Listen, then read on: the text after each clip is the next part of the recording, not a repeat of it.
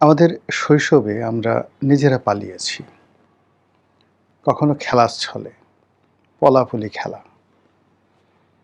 আর কখনো প্রয়োজনের তাগিদে কোনো একটা অন্যায় করেছি, এখন লুকিয়ে থাকতে হবে। আবার আমরা নিজেরা যেভাবে পালিয়েছি, সেই পলানোর অনেকগুলো দৃশ্য খেলার ছলে হোক কিংবা প্রয়োজনের তাগিদে হোক। তো আমরা প্রায়ই ধরা পড়ে যেতাম। কেউ দেখে ফেলত। আমরা তখন অনুনয় বিনয় করে বলতাম যে, "আমরা যে পালিয়েছি এ কথা কাউকে বলো না।"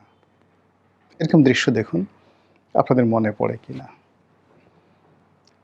আমরা আমাদের নিজেদের বাইরে আমরা পশু, পাখি, কীট-পতঙ্গ তাদেরকেও পালাতে দেখেছি। এবং সেই পালানো আমাদেরকে ভীষণ রকম, বিশেষ করে বিড়াল, কুকুর, আমাদের যে গৃহপালিত প্রাণীগুলো তারা একটু বুদ্ধিসম্পন্ন। তো কখনো মানুষের ভয়ে, কখনো মানুষের সাথে খেলার ছলে, কখনো আপন গোত্রের অর্থাৎ এক বিড়াল আরেক বিড়ালের সঙ্গে, এক কুকুর আরেক কুকুরের সঙ্গে খেলতে গিয়ে বা অন্য যেকোনো কারণে রণভঙ্গ দিতে গিয়ে তাদেরকে কখনো পিছনে ফিরে দৌড়াতে হয়েছে, কখনো পালাতে হয়েছে। আমাদের এই সমাজে মানুষ এবং প্রাণীর মধ্যে পালানোর ক্ষেত্রে আমরা যেটিকে সবচেয়ে বেশি নম্বর দেই এবং সবচেয়ে বেশি গালাগালি করি, সেটি হলো শিয়াল, ধূর্ত শিয়াল। শিয়ালের মতো এত চমৎকার করে, এত সুন্দর করে, শৈল্পিকভাবে কেউ পালাতে পারে, এটা সাধারণত আমরা জানি না। এজন্য আমরা কাউকে যদি কখনো নেতিবাচক অর্থে কারো মেধা, কারো যোগ্যতা আমরা টিটকারি করতে চাই, কাউকে যদি আমরা ছোট করতে চাই, তাহলে তাকে আমরা শিয়ালের ধূর্ততার সঙ্গে তুলনা করি। আজকের যে শিরোনামটি দেয়া হয়েছে, সেই শিরোনামটির সঙ্গে কোনটার মিলন ঘটাবো? মানুষের পলায়ন, পশুর পলায়ন, রাজনীতিবিদ বা রাজা-বাদশাদের পলায়ন, সেইগুলো? নাকি কেবলই কেন পলাবেন, কখন পলাবেন, কোথায় পালাবেন, এই বিষয়ের ব্যাখ্যাগুলো বলবো। আপনাদের হয়তো প্রশ্ন আসতে পারে যে আমি এই সময়টিতে কেন হঠাৎ করে এরকম কথা বলেছি। এর আগেও পালানো নিয়ে আমি বহু লেখা লিখেছি আর বহু ভিডিও করেছি। শেখ হাসিনার জমানাতে বহুবার ভিডিও করেছি, ইউনূসের জমানাতে বহুবার ভিডিও করেছি। এই প্রথম তারেক রহমান সাহেবের জমানাতে পালানো নিয়ে ভিডিও করলাম, এই প্রথমবার। এখন প্রশ্ন হলো যে, হঠাৎ করে তারেক রহমান সাহেব বা তার সরকারের মধ্যে কি পলায়নের কোনো লক্ষণ আপনারা দেখতে পাচ্ছেন? বা ৪ মাস অতিক্রান্ত হলো, তো এই সময়ের মধ্যে হঠাৎ করে এই পালানোর কথা আসলো কেন? আপনারা লক্ষ্য করবেন যে এই কথাগুলো কিন্তু আমরা বলছি না। সরকারের বান্ধব, সরকারের আপনজন, সরকারের ভেতরের লোক, সরকারের বাইরের লোক, পার্লামেন্টের ভিতরের লোক, পার্লামেন্টের বাইরের লোক, বা যে সকল দল পার্লামেন্টে রিপ্রেজেন্ট করে তাদেরই যে সকল সদস্য পার্লামেন্টে যেতে পারেনি, বা যে সমস্ত দল বা ব্যক্তি পার্লামেন্টে গেছেন, মন্ত্রী হতে পারেননি, সরকারি ঘনিষ্ঠজন, তারপর মন্ত্রী হয়েছেন কিন্তু ক্ষমতা পাননি, তাদেরকে বঞ্চিত করা হয়েছে, একঘরে করে রাখা হয়েছে। তো এ সকল মানুষ একান্ত আলোচনায়, কখনো কখনো মিডিয়ার সামনে সরকারকে ভয় দেখানোর জন্য যার যার অবস্থান থেকে তারা বলেন যে ইন্ডিয়াতে আওয়ামী লীগ পালিয়ে গেছে, দে হ্যাভ দ্য ওয়ে, তাদের একটা পথ ছিল, তাদের একটা অবস্থান ছিল, তাদেরকে আশ্রয় দেওয়ার মতো দেশ, কাল, জাতি ছিল। কিন্তু আপনারা পালাবেন কোথায়? একটু স্মরণ করে দেখুন তো যে গত ৪ মাসে এই কথাগুলো কতবার বলা হয়েছে, কোন কোন নেতারা বলেছেন, কোন কোন দলের লোক বলেছেন। তো তারই প্রেক্ষিতে মূলত এই আজকের এই অনুষ্ঠানটি করা। আসলে বিএনপির জন্য পালানো সত্যিকার অর্থে একটি ঝামেলার বিষয়, এবং জামাতের জন্য ঝামেলার বিষয়। কোনো কারণে গণেশ উল্টে গেলে, রাজনীতির যে পরিবেশ পরিস্থিতি তাদের বিরুদ্ধে চলে গেলে, তাদেরকে এদেশের মাটিতেই প্রতিপক্ষের হাতে লাঞ্ছিত, অপমানিত এবং আরও যে সকল দুর্ভোগ দুর্দশা রয়েছে সেগুলো পোহাতে হবে। কিন্তু আওয়ামী লীগের মতো টুস করে সীমান্ত পাড়ি দিয়ে তারা দিল্লিতে চলে যাবেন, কলকাতাতে চলে যাবেন, আগরতলা, মুর্শিদাবাদ কিংবা অন্য কোনো শহরে যাবেন ভারতের, যেটি সম্ভব নয়। তারপর তারা সীমান্ত পাড়ি দিয়ে, বঙ্গোপসাগর পাড়ি দিয়ে অন্য কোনো দেশে যাবেন, মায়ানমারে যাবেন, বাংলাদেশের গহীন অরণ্য পাড়ি দিয়ে তারা মায়ানমার হয়ে থাইল্যান্ড যাবেন, সমুদ্র পথে তারা সেই বঙ্গোপসাগর পাড়ি দিয়ে নৌকায় করে পাকিস্তানের জাহাজে উঠবেন। এটি একেবারে অসম্ভব বিষয়। তো এই কারণে কি হলো যে সরকারের যারা প্রতিপক্ষ, জামাতের যারা প্রতিপক্ষ, তারা সবসময় সরকার এবং জামাতকে ভয় দেখাচ্ছে যে আপনারা পালাবেন কোথায়। এই হলো মূল বক্তব্য। অতীতে আমাদের দেশে যে রাজনীতির সহিংসতা ছিল, মানে থিঙ্ক অ্যাবাউট দ্য চ্যাপ্টার, রাজনীতির যে অধ্যায় ছিল, সেই অধ্যায়গুলোর একটা পরিণতি আমরা কল্পনা করতে পারতাম। আমাদের দেশে যেই কয়বার পট পরিবর্তন হয়েছে, সেটা ৭৫-এ বলেন, ৭৭-এ বলেন, ৮১, তারপর ৯০, ৯১, ৯৬, মানে যে কয়বারই পট পরিবর্তন হয়েছে, সেই কয়বারই মানে এরকম পালানোর মতো ঘটনা ঘটেনি যেভাবে পালানো এইবার আওয়ামী লীগের ক্ষেত্রে ঘটেছে।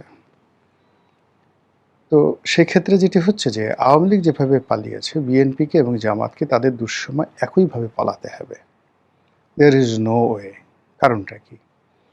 কারণটা হলো আমাদের দেশে যখন, বা পৃথিবীর যে কোনো দেশে, সমাজে কালে একটি মন্দ রেওয়াজ চালু হয়ে যায়, সেই মন্দ রেওয়াজটা কখনো বন্ধ হয় না।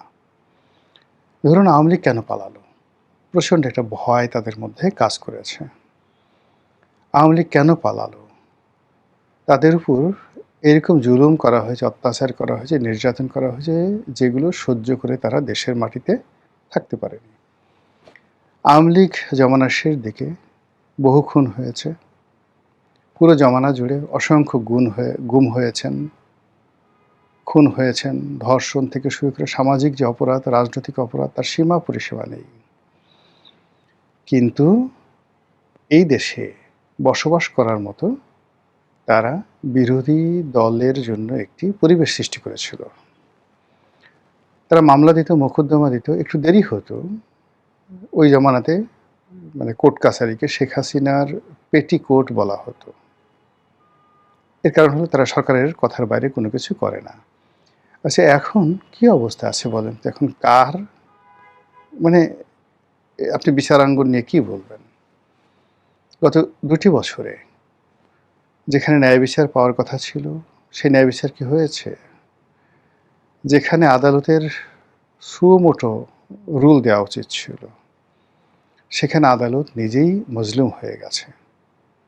দেশের একজন প্রধান বিচারপতি পলাতক, আর একজন প্রধান বিচারপতি জেলখানাতে। অ্যাপিলেট ডিভিশনের বিচারপতিরা প্রকাশ্য রাজপথে মার খেয়েছেন। বিচারপতি, তোমার বিচার করবে যারা, আজ দেখেছে এই জনতা। এই ধরনের কথাবার্তা পাকিস্তান আমলে বলা হতো, বাংলাদেশ আমলেও এরকম অনেক গান হয়েছে। কিন্তু মহামান্য সুপ্রিম কোর্টের অ্যাপিলেট ডিভিশন অথবা হাইকোর্ট ডিভিশনের কোনো সম্মানিত বিচারপতিকে পিটুনি দেওয়া হয়েছে, মারধর দেওয়া হয়েছে রাজপথে। এটি জুলাই বিপ্লবের সময় ঘটেছে। সাধারণ জনতা বিচারালয় আক্রমণ করেছে, বিচারকরা বিচারাঙ্গন ছেড়ে পালিয়ে চলে গেছেন। এটি গত ২ বছরে ঘটেছে। তো পরবর্তীতে আবার যারা ক্ষমতায় এসছেন, ঢালাওভাবে যেভাবে বিচারপতিদেরকে, মানে পুলিশ যেভাবে, পুলিশের চাকরি খাওয়া হয়েছে, সিভিল অ্যাডমিনিস্ট্রেশনের চাকরি খাওয়া হয়েছে, বিচারপতিদেরকে ওইভাবেই দলীয় একটা ট্যাগ লাগিয়ে গণহারে তাদেরকে তাড়ানো হয়েছে। তো বেঞ্চে যারা ছিলেন, অর্থাৎ বিচারাঙ্গনে যারা ছিলেন আওয়ামী লীগ জমানায়, তাদের প্রায় সবাইকে তাড়ানো হয়েছে। যারা আছেন তারা ধুক ধুক করে কোনো মতে বেঁচে আছেন। অনেকটা প্রাচীরের গাত্রে এক নামগোত্রহীন, ফুটিয়াছে ছোট ফুল অতিশয় দিন, ধিক ধিক করে তারে কাননের সবাই। মানে তারা এমনভাবে আছেন যে কোনো মতে জ্বলছেন এবং আশেপাশের সব লোক তাদেরকে গালাগালি করছে। এর বাইরে আপনি যদি বারের কথা চিন্তা করেন, আওয়ামীপন্থী যত শীর্ষ আইনজীবী রয়েছেন, জুনিয়র, সিনিয়র, ঢাকা কোর্ট থেকে শুরু করে অন্যান্য বেঞ্চগুলোতে ইউনূসের জামানাতে তো তাদেরকে দাঁড়াতেই দেওয়া হতো না। এখন কিছু আইনজীবী আছেন যারা নিয়মিত কোর্ট কাছারিতে করছেন, যাচ্ছেন, কথাবার্তা বলছেন। কিন্তু যেটিকে বলা হয় লিগ্যাল রাইট, সেই লিগ্যাল রাইটটা একেবারেই নেই। সরকারের ইচ্ছার বাইরে কেউ যাবে এ কথা কেউ কল্পনাই করতে পারছে না। সেলফ সেন্সরশিপ, আত্মনিয়ন্ত্রণ এবং নিজের অবস্থান থেকে সরকারকে তুষ্ট রাখার যে চেষ্টা এবং তদবির সবাই এই রাষ্ট্রে করে যাচ্ছেন। এতে করে আওয়ামী লীগ জমানাতে রাষ্ট্রে বসবাসের যে উপযোগিতা ছিল, রাষ্ট্রযন্ত্রের কাছে কিছুটা হলো আশা এবং আকাঙ্ক্ষা ছিল, এবং ন্যায় বিচারের ব্যাপারে একটু ধীর গতিতে হলেও মানুষ আশা করতে পারতো যে লোয়ার কোর্টে না হলেও মানে হাইকোর্টে হবে। এবং শেখ হাসিনা ব্যক্তিগতভাবে যদি কাউকে টার্গেট না করে থাকেন তাহলে তার জামিন হাইকোর্ট থেকে হবে, অথবা শেখ হাসিনাকে সামহাউ বললে বা তার কাছে গেলে যে কোনো একটা মাধ্যমে একটা সমাধান পাওয়া যাবে। কিন্তু একই বাংলাদেশ, এই বাংলাদেশে শুধু সমস্যা তৈরি হচ্ছে কিন্তু সমাধানের কোনো কেউ নেই। কোনো মানুষ, কোনো রাজনৈতিক নেতৃবৃন্দ, কোনো মন্ত্রী, এমপি, আমলা কামলা কারো দরবার আর্ত মানবতার জন্য, মজলুমের জন্য খোলা নেই। ফলে আমলাতান্ত্রিক জটিলতার মধ্যে যে যার অবস্থানে বসে এতটা হাহাকার করছে, আর নিজের মনের মধ্যে প্রতিহিংসা, জিঘাংসা, হিংসা, দেশ বিদ্বেষ, ক্ষোভ, বিক্ষোভ অনেকটা যাকে বলা হয় সেই যৌতুগৃহের মতো, যেটাকে গ্যালভানাইজিং ইউনিট বলা হয়, যেখানে লোহা গলিয়ে একেবারে পানির মতো করে ফেলা হয়। ঠিক ওই যৌতুগৃহ, সেই যৌতুগৃহের মতো মানুষের মন এবং মস্তিষ্ক টক বগিয়ে ফুটছে। ফলে এই অবস্থাতে যদি কোনো কারণে ক্ষমতার একটা ট্রানজিশন হয়, তাহলে মানে এই তিনটি, এখানে ৩ থেকে ৪টি পক্ষ আছে এই মুহূর্তে। ডক্টর মোহাম্মদ ইউনূসের একটি পক্ষ, তাদেরকে মদদ দিয়েছে বিদেশি যে সকল পক্ষ বাংলাদেশে আছে, তারা সরাসরি বিদেশি কিছু লোকজন, বিদেশি রাষ্ট্রের যারা প্রতিনিধি তারা, এবং সেই সকল রাষ্ট্রের যে সকল দালাল রয়েছেন, ফড়িয়া রয়েছেন তারা। এই গত ২ বছরে সাংবাদিক, সাহিত্যিক তো এখন আসলে নেই বললেই চলে, সাংবাদিক নামধারী কিছু লোক আছেন, কিছু নব্য ব্যবসায়ী, নব্য রাজনীতিবিদ, ধড়িবাজ, যে সকল লোকজন তৈরি হয়েছে গত ২ বছরে, বিশ্বাস করেন তাদের পালানোর কোনো জায়গা নেই, নো ওয়ে। অথচ আপনি যদি পৃথিবীর ইতিহাস দেখেন, যুদ্ধের ইতিহাস দেখেন, মানে সব ক্ষেত্রে একটা এক্সিট প্ল্যান থাকে। আমাদের ঘরে জানালা থাকে, দরজা থাকে, ময়লা আবর্জনা নামার জন্য ড্রেনেজ পাইপ থাকে, আমাদের শরীরে আমরা যে সকল পোশাক আশাক পরি সেটা খোলার জন্য বাটন থাকে, বোতাম থাকে, হাতা থাকে, তারপর প্যান্টের সেই চেইন থাকে, আপনি আপনার প্রয়োজন সারতে পারেন। কিন্তু এখনকার যে রাজনীতি, পুরো রাজনীতিতে এরকম একটা বদ্ধ শৃঙ্খলের মধ্যে ঢুকে দেওয়া হয়েছে, এরকম একটা বদ্ধ ঘরের মধ্যে ঢুকে দেওয়া হয়েছে, এখান থেকে আপনি বের হতে পারছেন না।